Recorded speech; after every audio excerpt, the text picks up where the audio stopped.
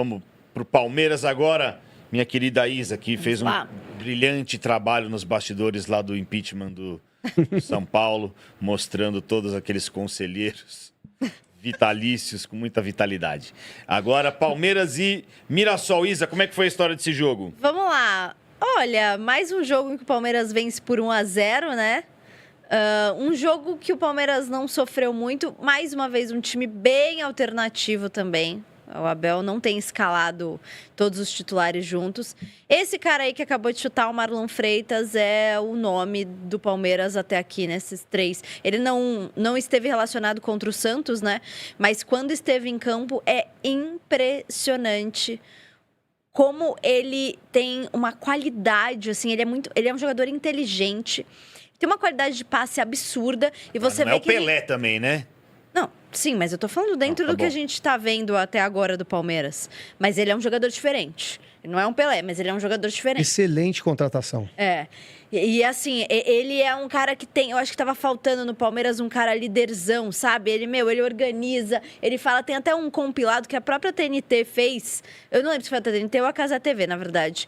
Dele ali em campo. E ele, organizando, falando com os jogadores, falando sobre posicionamento... O passe dele, que é de muita qualidade. Então, assim, o Palmeiras ganha muito com o Marlon Freitas. Foi um jogo, assim, morno também, como os outros 2 da temporada. O Palmeiras não sofreu muito. O Palmeiras teve algumas oportunidades interessantes. Quem fez a diferença mesmo foi o Flaco Lopes, que estava no banco de reservas e entrou para definir o jogo. O Vitor Roque não fez uma grande partida, né? Ele que estava lesionado. E aí ele saiu sentindo dores no joelho também. Não sei se a questão física pesou nesse sentido para ele. E o Andreas Pereira, que se machucou contra o Santos, está evoluindo. O Palmeiras já voltou a treinar, né? O Palmeiras treinou no domingo, porque tem jogo amanhã. E o Andreas já estava treinando em campo. Então, pode ser que esse retorno dele seja abreviado, não como a gente estava esperando de um mês. Pode ser que ele retorne mais rapidamente a jogar.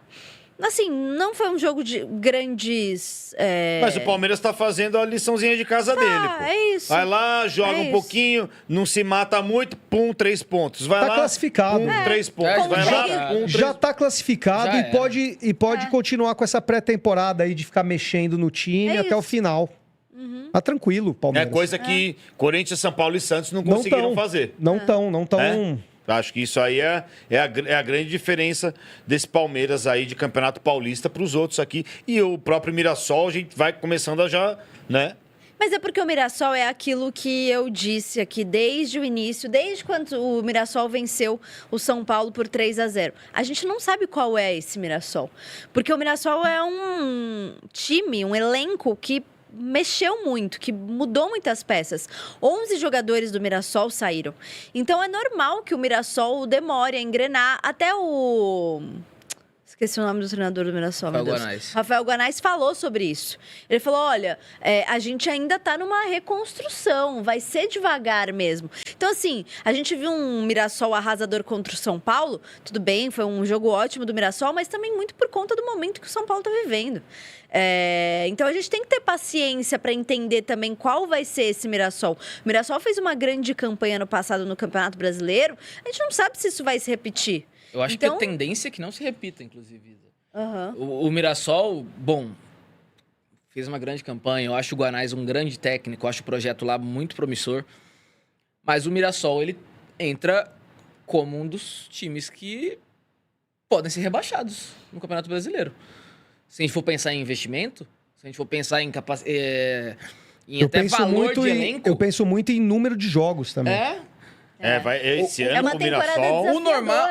O normal pro Mirassol é não conquistar nada nessa temporada. É ser eliminado na primeira fase da Libertadores. Ficar, talvez, de 10º para baixo no Brasileiro. O normal é isso. E isso faz parte do projeto. Faz parte do projeto. Se o Mirassol consegue de novo, é um projeto que está subindo mais rápido do que é normal. Porque não é um projeto que, por exemplo, chegou um árabe aí e meteu 1 bilhão. Não, cara. Sim, não. É um time que foi se construindo aos poucos e está apostando em estrutura. Não em injeção de capital. E o próprio presidente do Mirassol já deu uma declaração falando que, olha, nosso ano de 2026 é mais uma vez para brigar para não cair. A nossa realidade é essa. O nosso campeonato é esse. A gente briga para não cair no Campeonato Brasileiro. Então, assim, a gente não sabe qual vai ser o Mirassol de 2026.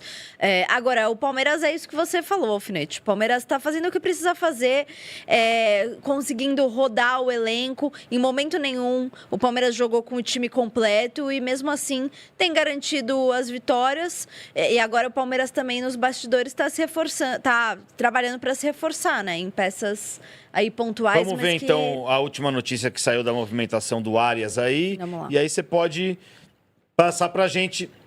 Assim, eu acho que de sexta pra cá tá meio parecido. No frigir dos ovos. Tá acertado com ele aí. Falta, talvez, assinar. Falta alguma coisa aí que a gente não sabe que... Mas tem o lance lá do Fluminense. Amanhã a gente mostra o presidente do Fluminense falando sobre essa negociação aí. Alguns jornalistas já estão dando que tá tudo certo, que o Palmeiras já acertou bases salariais com o Arias.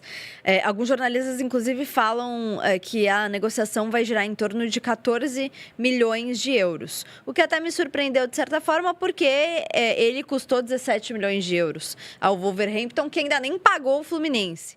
Então, Olha o tamanho dessa confusão.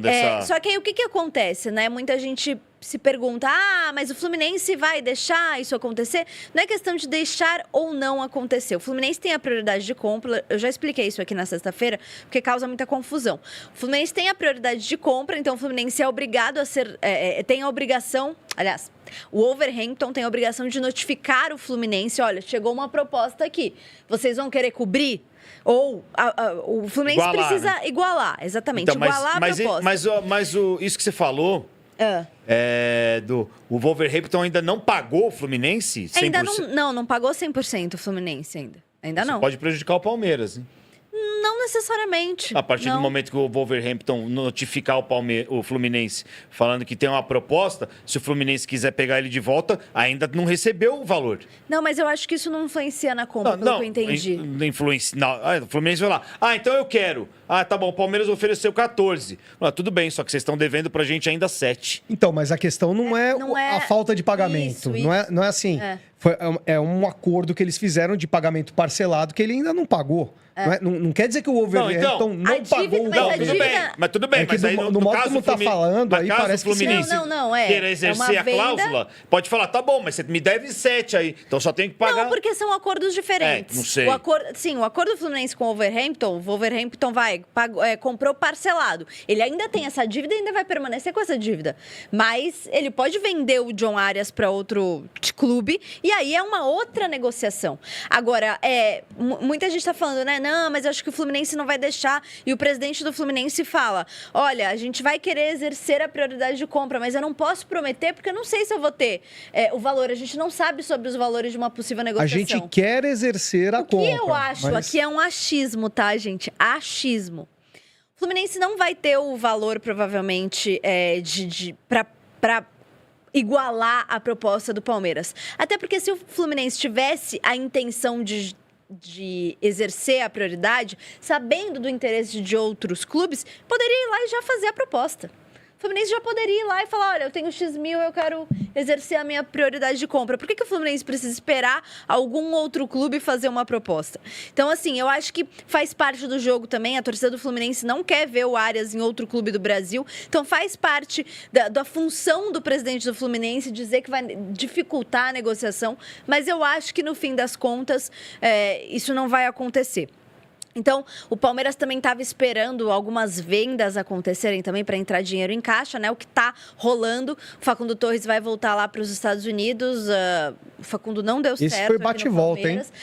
As negociações do Palmeiras ano passado são bem discutíveis, né? Tanto que alguns já estão indo embora, né? O Mikael já foi embora, o Facundo Torres vai embora. Emiliano Martinez não deu muito certo também. Ele vai ter essa temporada. O Aníbal, mas o Aníbal chegou antes.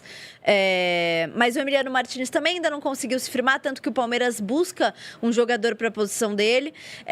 O Luigi deve ir também. O Luigi é um jogador da base, ele deve ser vendido. A gente não sabe quais são os clubes interessados, mas chegaram algumas propostas. Inclusive, algumas pessoas falam... Não, desculpa, tô confundindo as bolas. Mas o Luigi, ele é um jogador que deve ser negociado e aí entra nesse valor que o Palmeiras está querendo arrecadar com as vendas em 2026. Outra negociação que o Palmeiras está aí tentando encaminhar é a do Nino, né? Porque o Palmeiras precisa de um zagueiro, entende que é uma posição crítica e que é prioridade do clube trazer um outro zagueiro, um zagueiro para chegar jogando. O John, né, que hoje está no Red Bull Bragantino, deve ser vendido ao Zenit. O Palmeiras tem uma porcentagem do John, então isso pode ajudar o Palmeiras a facilitar a negociação com o Zenit e o Nino chegaria ao Palmeiras. E por causa do John, Kaká fica no Corinthians. É verdade. Isa, obrigado, John. Você vê como as coisas se interligam. Obrigado, né? John. Obrigado. Então, Isa, o Palmeiras ele tá juntando um dinheiro para poder fazer essa proposta definitiva para o Arias. É isso, é o que o Palmeiras estava esperando. Tá. Vamos ver o que o Abel fala de contratação.